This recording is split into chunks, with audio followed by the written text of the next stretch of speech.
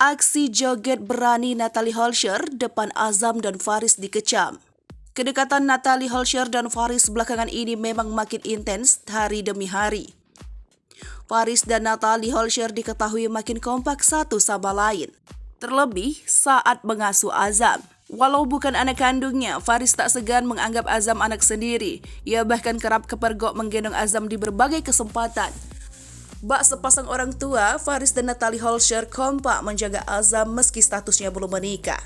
Hubungan Faris dan Natalie sontak mengurai berbagai pro dan kontra. Banyak netizen yang kurang setuju dengan gaya pacaran keduanya.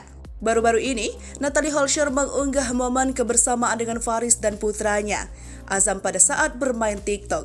Tak malu, joget di depan Faris, tingkah berani Natalie Holscher tuai gunjingan netizen. Dalam video, mantan DJ yang kini tampil berhijab itu asyik berjoget sambil loncat-loncat di atas sofa. Faris juga ikut berjoget tapi enggan seheboh Natalie. Setelah mengunggah video tersebut, kolom komentar Natalie dibanjiri komentar negatif. Banyak warganet yang menghujat karena disebut semakin pencicilan.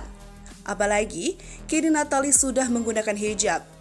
Meski tuai komentar negatif, Natalie Holscher tak ambil pusing dengan omongan netizen. Natalie Holscher dan Faris malah dituding sudah tinggal serumah. Tahu namanya jadi bahan fitnah, Natalie Holscher menganggap rumor sudah tinggal satu atap dengan kekasihnya Faris. Menurut Natalie, jika kita melakukan hal yang benar dan apa yang diomongkan orang itu tidak benar, kenapa kita harus takut? Natalie menjelaskan alasan Faris sering terlihat di rumahnya. Selain karena jarak rumahnya dan kantor Faris dekat, Faris juga tidak bisa satu hari tidak bertemu Azam. Natalie bahkan menyebut Faris sudah seperti jatuh hati pada Azam, sehingga selalu meluangkan waktu untuk menemui putranya selepas kerja.